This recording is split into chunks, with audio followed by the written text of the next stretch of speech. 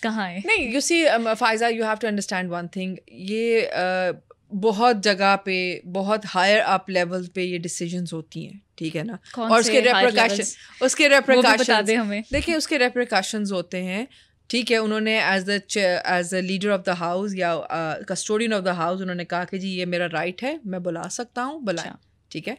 लेकिन फिर ये जो सिटिंग गवर्नमेंट है उसको भी अंडरस्टैंड करना है कि इसके रेप्रिकॉशंस क्या होंगे, ठीक है ना, because as it is we are dealing with PTI.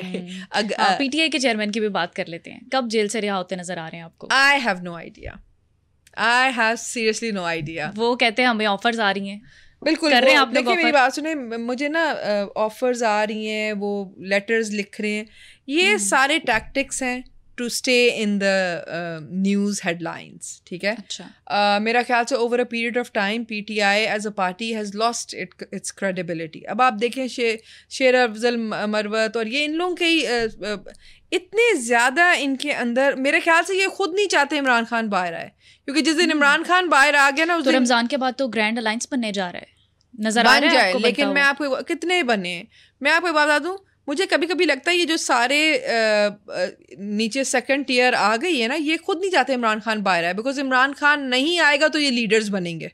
अच्छा। इन्होंने जो अपनी छोटी छोटी दुकानें चमकाई हुई है ना, कि उसने ये कह दिया, इतना there is so much empty chaos कि आप जब काम कर रहे होते हो फुल थ्रॉटल, जिस तरह की फेडरल उसमें आजकल एक्टिविटीज़ हो रही हैं, इतनी आपके पास डेलीगेशंस आ रही हैं, उसमें अलग से ये छोटी अच्छा, चलें फर्ज करिए ग्रैंड अलायंस बन भी जाती है, तो पीटीआई क्या रिलाई कर सकेगी मौलाना साहब पे, मौलाना फजलुर रहमान क्या साहब मौलाना साहब पीटीआई पे रिलाई कर सकते हैं? That's the question. You see, everyone keeps on questioning, is Imran Khan reliable? Is he going to stand with somebody? मेरा नहीं ख्याल।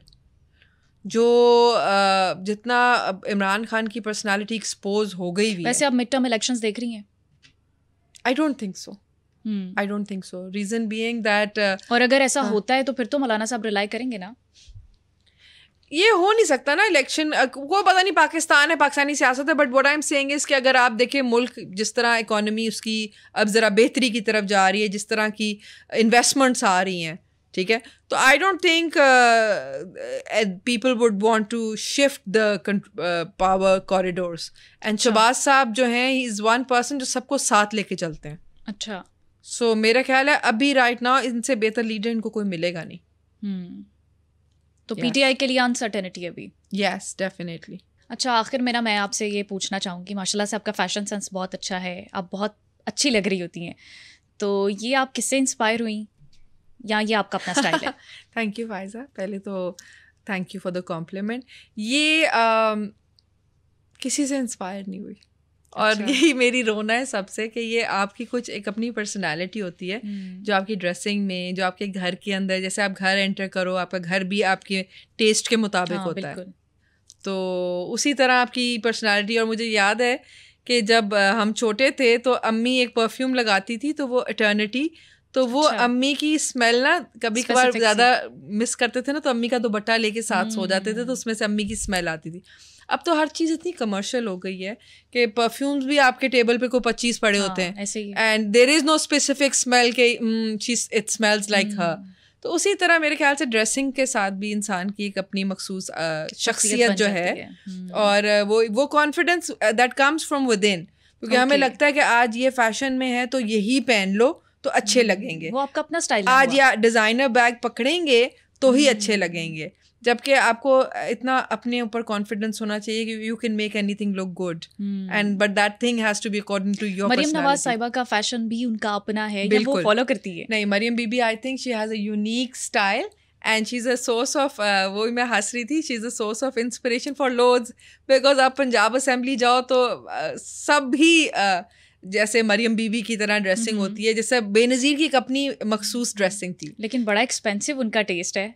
किनका? मरियम नवाज साहिबा का। देखिए, एक्सपेंसिव टेस्ट हो, वो सिंपल ड्रेसिंग भी है, ऊपर शॉल्स एक्सपेंसिव है, तो मैं हमेशा एक बात कहती हूँ कि we are all working women, हम जब कमाते हैं तो फिर हमें हक है अपने ऊपर स्पेंड करने का भी, तो अगर आपकी फैमिली बैकग्राउंड भी ऐसा है कि ये तो इसमें तो कोई वो नहीं है because she comes from a sound background. Azma Bukhari ji कहती हैं वो 500 वाला सूट पहनती हैं। नहीं, ये तो कहना गलत बात होगी बिल्कुल। अज़मा बुखारी शायद पहनती हो, लेकिन I don't think. Maryam bibi has a beautiful wardrobe, her shawls are remarkable, और मेरा ख्याल है इसमें कोई हर्ज नहीं है और कोई शर्माने की ज़रूरत नहीं है बिकॉज जब आप कमाते हो, आप घर से निकलते हो, आप अपने ऊपर मेहनत करते हो, तो आपको अपने ऊपर स्पेंड करने का पूरा हक है। पूरा हक है। ब्रांड कॉन्शियस नहीं है आप?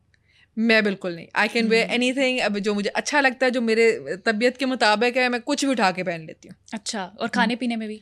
खाना पीना तो मेरी कमजोरी है because I am a Kashmiri. ना कहे कमजोरी है। हाँ, ये मेरी कमजोरी है। अगला सवाल मैं ये करने जा रही हूँ कि आप तो मॉडल और एक्टर भी बन सकती थी। अच्छा, चलो, that thank you for the compliment once again. मुझे खाने का बहुत शौक है। अच्छा। और मैं डाइटिंग नहीं कर सकती। हाँ, ये होता है कि मैं अपना योगा और पिलाटेस कर लेती हूँ। अभी आपने ये तो बता दिया कि डाइट वाइट नहीं आप करती, तो फिर इतनी फिट कैसे है? ये गुड जीन्स। पहले मैं बताऊं कि मुझे एक अल्लाह की तरफ से ही होता है, बट थोड़ा बहुत जिस तरह 4-5 kg बढ़ जाए, ज़्यादा खा लूँ सर्दियों में ख़ास तौर पे, तो फिर मैं जाके अपना योगा और मेडिटेशन और ये सारा पिलाटेस करती हूँ। एंड योगा मेडिटेशन इससे वाकई फाका होता है, क्योंकि जिम का बड़ा लोगों का आज भूत देखिए, योगा जिम भी आप कर सकते हो। योगा इज़ एन आर्ट जो कि स्ट्रेचिंग पे और उस पे माइंड के ऊपर होती है, और सब चीज़ें दिमाग की गेम है, ठीक है ना। तो आपने जब, और ख़ास तौर पे जब इतनी नेगेटिव एनवायरनमेंट में रहते हो, तो देन आपको अपने आप को क्लेंज भी करना है। हाँ, ये तो है। तो मैं ये कहती हूँ, सब मुझे कहते हैं तुम इतना काम करती हो। मैंने कहा मैं इतना काम करती हूँ, फिर जब मेरी बस होती है ना, पटाखा बजता है, तो फिर मैं अपने आप को बिल्कुल टाइम देना शुरू कर देती हूँ। Then I have my own time जिसमें ये सारा कुछ मैं करती हूँ। खाने पीने में तो सब आपको पसंद है, तो बनाने में क्या आपका हाथ किसमें? ये मेरी वीकनेस है, खाना मैं बना नहीं सकती बिकॉज मुझे ऐसे लगता है मेरे हाथ में टेस्ट नहीं है। लेकिन मैंने सोचा है जिंदगी में मौका मिलेगा तो मैंने कुकिंग क्लासेस ज्वाइन करनी है। अच्छा, मुझे शौक बहुत है। When I look at those videos, I really like, because मुझे लगता है खाना पकाना भी एक आर्ट है। और जिस तरह उसमें वो खाना पकाने के अलावा सारे काम आपने जैसे मेरे हस्बैंड ये मुझे यही कहता है कि जिस तरह तुम मास्टर शेफ की तरह यूं फेंकती हो ना पानी, सोया सॉस, तो अगर जरा काउंट करके कर लो तो ज्यादा कम डले, टेस्ट अच्छा आ जाए। पर मैंने कहा वो मास्टर शेफ जैसे ऐसे फेंकता है यूं, पर ही लाइक उनको बहुत तरीका और आदत होती है। तो लेकिन ये मेरी विश लिस्ट में है because I want to cook for my son, I want to cook for my husband. Yes. चलें, विश यू गुड लक। अल्लाह करे आप अच्छा खाना भी बना लें। इंशाल्लाह। अच्छा, वुमेन राइट्स पे आप काम करती हैं, और भी बहुत सारे आपके काम हैं, गिनवा तो नहीं सकते, लेकिन एंड पे, आखिर पे जो है वो आप हमारी यूथ को क्या मैसेज देना चाहेंगी, लड़कियों को खसूसन और ख़ातीन को एम्पावर करने के लिए कोई अच्छा सा मैसेज दें? एक general message for the youth, because youth is very close to my heart and I think they're the reason why I joined politics. तो मैं उनसे हमेशा से एक ही बात करूँगी कि it's okay to disagree, but there is a way to go about it.